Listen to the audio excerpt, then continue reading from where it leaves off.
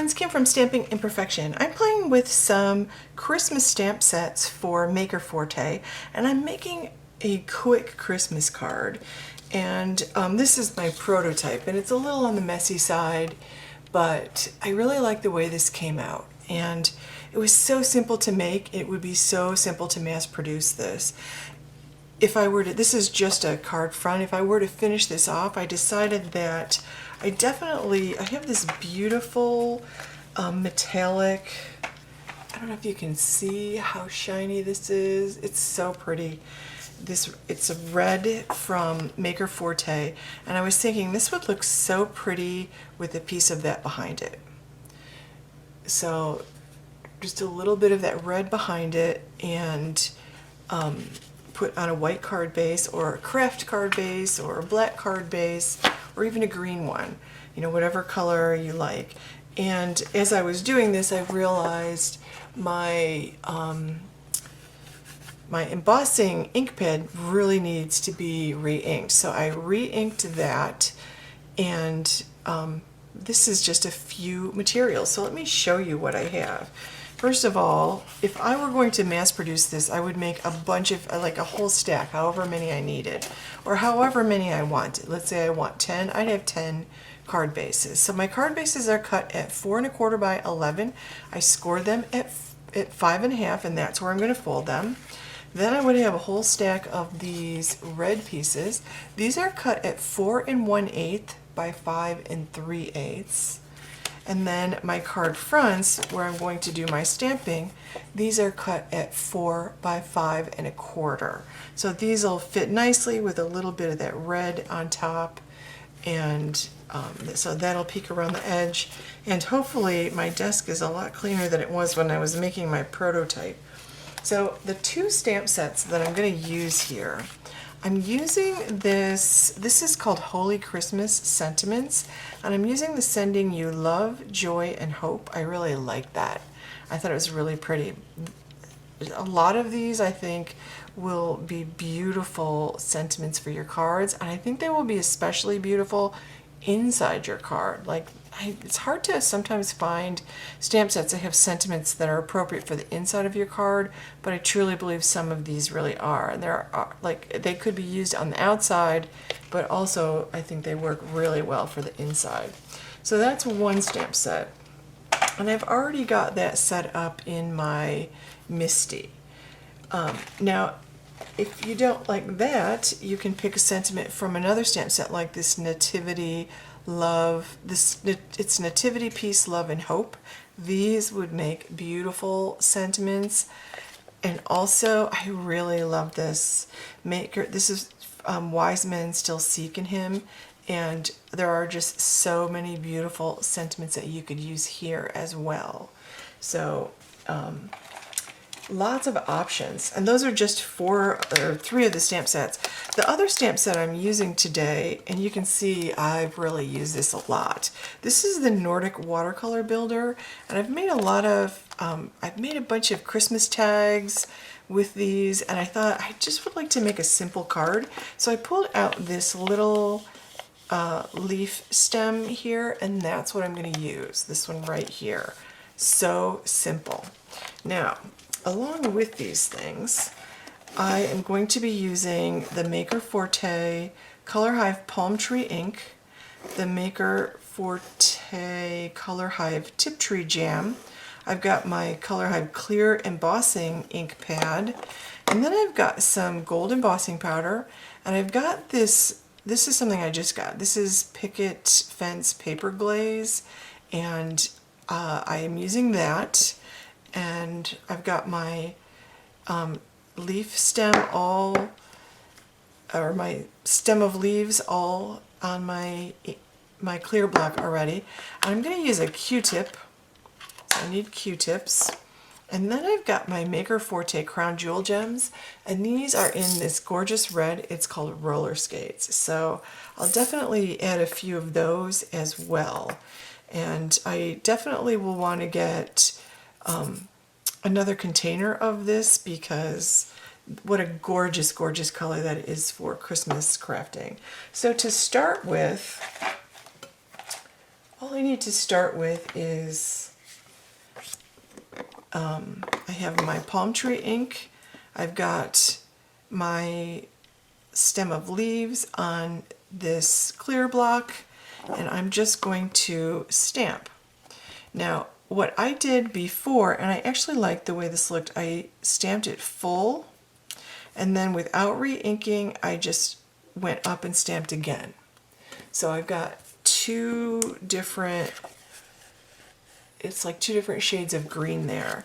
And then I did it again. I just moved down a ways, stamped it, and I made sure that my stem was going off the side. And then I went in between the two darkest ones, and I just did that all the way down. So I re-ink it, stamp twice, just like that. And if it's not perfect, don't care.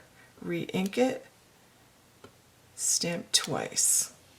And then I want to just take it and ink up just partially at the top there, just like that. And I'm going to clean this off because I seem to be having one of those days where I am getting ink everywhere.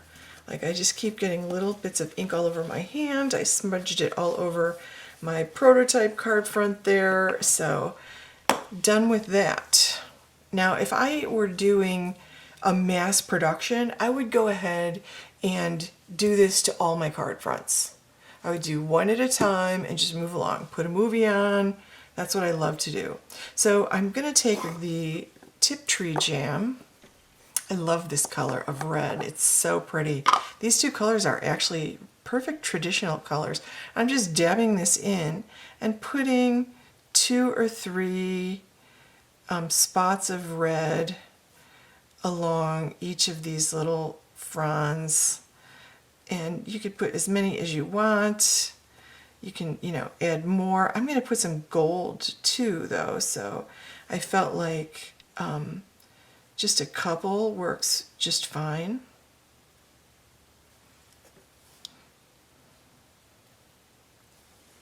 And I can always add more if I want more. Okay, so that was easy. So then I took my paper glaze, and if you have a gold ink pad, you could do this with a gold ink pad instead, but this paper glaze works just fine for this. So I dabbed the other end of my Q-tip in, and I'm just going to make some gold dots with the glaze. And when these dry, and remember, with the glaze, you're going to need to give it time to dry, because the glaze does not dry as fast as the ink does. So you would have to set each one of these aside. So you might want to get a big tray, and I'm just trying to dab the end in. And again, just put them wherever you want them. And you can put as much or as little of this on as you like. But I feel like that gold touch adds something just so nice. And of course I made a huge mess there because I'm having one of those days. Not kidding. You know what it's like when you have one of those days. Okay, so now I'm going to pull out my clear embossing powder, or my clear embossing ink, and my gold embossing powder. And I'm going to be careful with the next step because that stuff is really still wet. So that paper glaze needs some time to dry. Ordinarily I would wait. Not going to wait right now because I want to show you the rest of this card. What I am going to be though is super careful not to touch any of that gold and not to get embossing powder on that gold.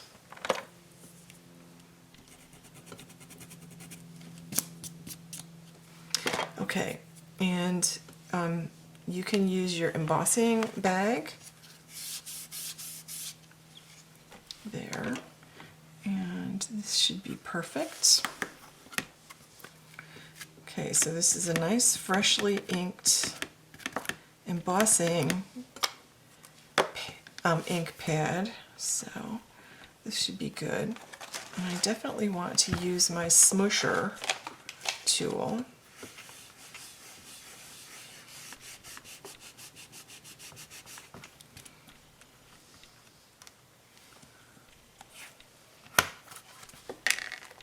And if you do this all at once, then you can leave your MISTI set up, or your whatever stamp positioner you like. I'm a MISTI fan. You can leave that set up. Oops, that's going to be in that gold. That one gold dot's going to be covered, but that's okay because it's gold.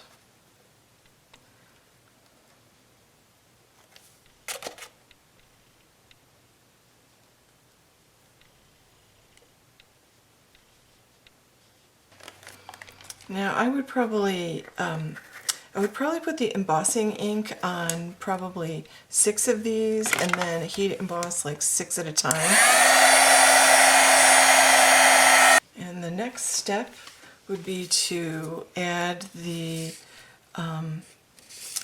to the card mat. And I would ordinarily, but let's see, these feel actually okay. So I'm gonna very carefully put this on the back.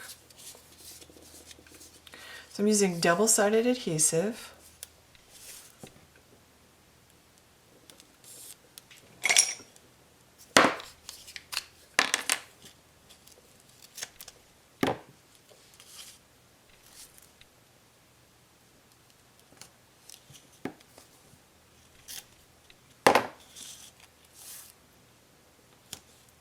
Now for Christmas, I don't want to put a lot of foam and bulk on my cards, so I'm not using foam here. If you really want a lot of dimension on your cards, you go ahead and add that. And that looks good. I did not smudge any. So I'm going to also put it on the back of this. It doesn't really matter which the back side is. Both sides are shiny. Now one thing you might want to do though is cut out the center of this, so all of this piece isn't going underneath your cards. But since if I'm mass producing cards, I'm not going to take the time to do that.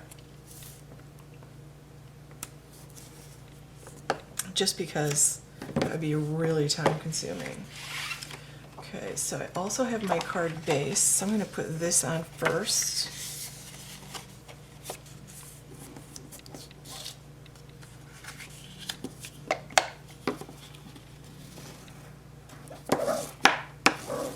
Okay, so I had already scored that. So I did have it scored, and I cut everything and scored everything before I started the video. So you would have to add those steps in as well if you're trying to figure out how much time it takes to create just one card.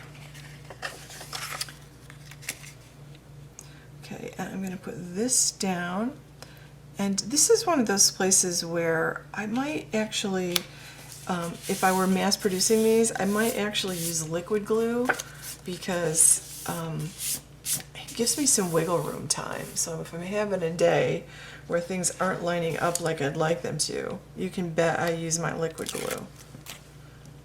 And I know by the time I've got the first card done whether things are lining up for the day or not.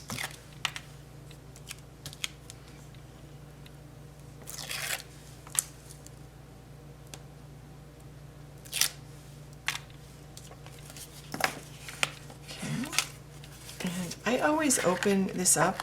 This does two things. It helps me line it up better, and the other thing it does is it prevents me from putting my card front on upside down. I don't know if you've ever done that, but I've done that more than once. I hate to say it. More than one time I've put it on upside down. Okay, that paper glaze dried really fast. Like, I'm surprised at how quickly that dried.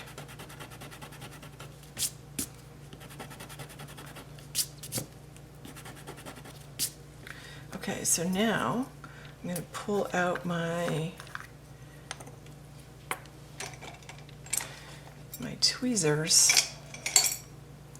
I love these tweezers for picking up crown jewel gems or any little embellishments. They're amazing. Like genius even. Oops. Almost lost that one.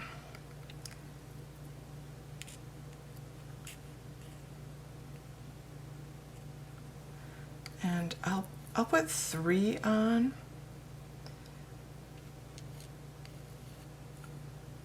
Just like that. I form a little triangle with the 3, so you could actually move it over if you wanted to, like that maybe. I think I like that better actually. And